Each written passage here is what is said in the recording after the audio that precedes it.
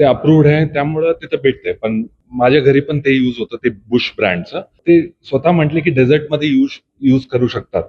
Food कलरचा एक issue आहे, ते कुठून चालू झाले ते पण स्टॉप व्हायला पाहिजे. स्टोअरमध्ये एक्सपायरी नाही, तसलं काही तर भेटलं नाही. पण स्वच्छ अन्न व निरोगी महाराष्ट्र या मोहिमेअंतर्गत एफडीच्या सध्या महाराष्ट्रामध्ये कारवाया सध्या पाहायला मिळत आहे. पुणे असेल, मुंबई असेल, नागपूर असेल, या ठिकाणी मोठ्या प्रमाणात कारवाया करण्यात आलेल्या आहे. आणि 2 दिवसापूर्वी झालं छत्रपती संभाजीनगरमध्ये सुद्धा एफडीएच्या वतीनं कारवाया करण्यात आलेल्या आहे. तुकाराम मुंढे यांनी आयुक्त पदाचा पदभार स्वीकारल्यानंतर महाराष्ट्रामध्ये सध्याला मोठ्या प्रमाणात औषध प्रशासनाच्या कारवाया सध्या वेगाला सध्या पाहायला मिळत आहे. छत्रपती संभाजीनगरमधील 2 नामांकित हॉटेलमध्ये एफडीची कारवाई करण्यात आलेली आहे. त्यापैकी एका हॉटेलमध्ये आम्ही सध्या उभा आहे. यल्ला म्हणून ही हॉटेल आहे आणि याचे ओनर आहे, चालक आपल्या सोबत या ठिकाणी व्यवसाय आपल्या सोबत आहेत. सर, नेमकं अधिकारी केव्हा आले आणि नेमकं तुमच्यावर काय कारवाई करण्यात आलेली आहे आणि तुम्हाला काय नोटीस देण्यात आली? अधिकारी सर परवा आले होते संध्याकाळी 7:30 वाजता आले होते इन्स्पेक्शनसाठी. आणि त्यांनी चेक केलं सगळं. आमच्याकडं बुश ब्रँडचे कलर्स भेटले. ते बुश ब्रँड आम्ही यूज करायचो आणि माझ्या हिशोबाने प्रत्येक रेस्टॉरंट आणि घरी पण असतात ते बुश कलर. ते FSSAI अप्रूव्ह तर आहेच. जर मी गुगलमध्ये आता टाईप करून बघितलं तर आणि कुठेही म्हणजे इन्स्टामार्ट असो, आम्ही हायपर प्युअर झोमॅटोचं एक वेगळं पोर्टल आहे हायपर प्युअर म्हणून, तिथून ऑर्डर करतो. ते अप्रूव्ड आहे त्यामुळं तिथं भेटतंय. पण जेव्हा 25 तारखेला मीटिंग होती तेव्हा पाटील सरांनी मीटिंग घेतले होते FDAचे. तेव्हा सांगितलं होतं कलर यूज नाही करायचा. तेव्हापासून आम्ही स्टॉपच केलेलं आहे. डेझर्ट वगैरे यूज करू शकता असं म्हटले. डेझर्टमध्ये म्हणजे 1-2 आयटम मध्ये यूज करू शकता. पण आम्ही ते टोटली स्टॉप केले होते. आमच्याकडे बॉक्सेस भेटले, ते सील उघडून ते म्हणजे डिस्पोज केले. पण काही अधिकाऱ्यांकडे जे व्हिडिओ दाखवण्यात आले, सोशल मीडिया व्हायरल सुद्धा झालेली आहे, ज्यामध्ये तुमच्याकडची ते जे केमिकल युक्त जी डबे जे आहेत ते सापडलेले आहे, म्हणजे फोटो दिसत आहेत ते ढळढळकडे. केमिकल आहे असं मला वाटत नाही, कारण माझ्या घरी पण ते यूज होतं, ते बुश ब्रँडचं. आणि प्रत्येक ऑनलाईन चॅनल असो, ऑफलाईन दुकान असो, कुठेही ते भेटतं. आणि ते स्वतः म्हटले की डेझर्टमध्ये यूज करू शकतात. पण जर ते यूज करू शकतात तर तेवढं ते हार्मफुल नसेल, त्यामुळे यूज करू शकतात. लिमिट काहीतरी असलं पाहिजे 100%. आणि जर FDAने सांगितलंय की बंद करायचं तर आम्ही त्याच्या सपोर्टमध्ये आहे. याचं एवढं कारण होऊ शकत नाही का? कारण तुमचं किचनच त्यांनी सील केलेलं आहे अधिकाऱ्यांकडून, म्हणजे एवढं कारण होऊ शकत नाही ना त्याला? ते तर आता आज ऑर्डर भेटलंय आम्हाला, आम्ही अपीलसाठी जाऊ.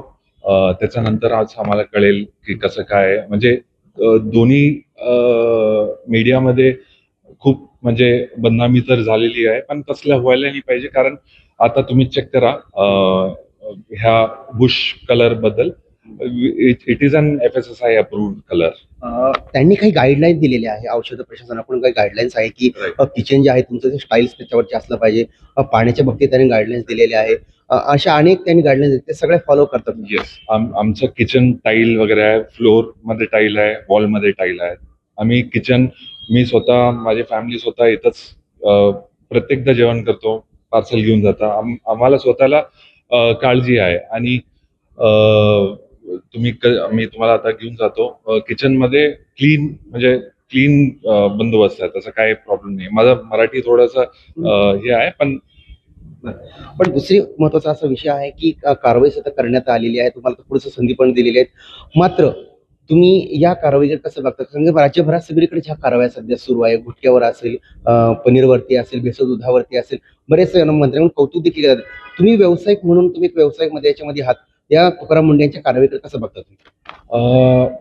व्हायला पाहिजे, चांगलंच आहे. खूप रेस्टॉरंट आहेत, खूप घाण पदार्थ यूज करतात, तसलं व्हायला. आता आमच्याकडे पनीर पण टेस्ट केलं होतं, पनीरमध्ये काहीच प्रॉब्लेम नाही. आम्ही बेस्ट क्वालिटी पनीरच वापरतोय. फूड कलरचा एक इश्यू आहे, म्हणजे आता झालेलं आहे. ते आधी तर मला वाटत नाही आहे कुठं इश्यू होतं, पण आम्ही ते कॉपरेट करायला तयार आहे. आम्ही म्हणजे बंदच केलेलं आहे फूड कलर, आता यूज करणार नाही. पण ते कुठून चालू झाले ते पण स्टॉप व्हायला पाहिजे. इझिली भेटलं नाही पाहिजे. जर एवढं हार्मफुल आहे लोकांसाठी, तर दुकानामध्ये पण भेटलं नाही पाहिजे, ऑनलाईन भेटलं नाही पाहिजे. ते सगळं व्हायला पाहिजे. तुम्ही एक हॉटेल व्यावसायिक आहात. तुम्हाला सगळे आरोग्याची तुम्हाला जे तुमचे ग्राहक त्यांची काळजी तुम्हाला घ्यावी लागते. मात्र महत्त्वाचा विषय हाच आहे कारण की तुम्ही जे धान्य तुम्ही हे करतात बाजारपेठेतून किंवा मंडीतून जी भाजीपाला आणता तुम्ही, मोठ्या प्रमाणात तुमचं रेस्टॉरंट चालतं देखील. ते त्यांच्यावर कसा विश्वास तुमचे त्याच्याकडे काही लायसन्स वगैरे असतात का त्यांच्याकडे? तुम्ही त्याच्याकडनं घेतात का? आमच्याकडं जीएसटी बिल येतो त्यांचा.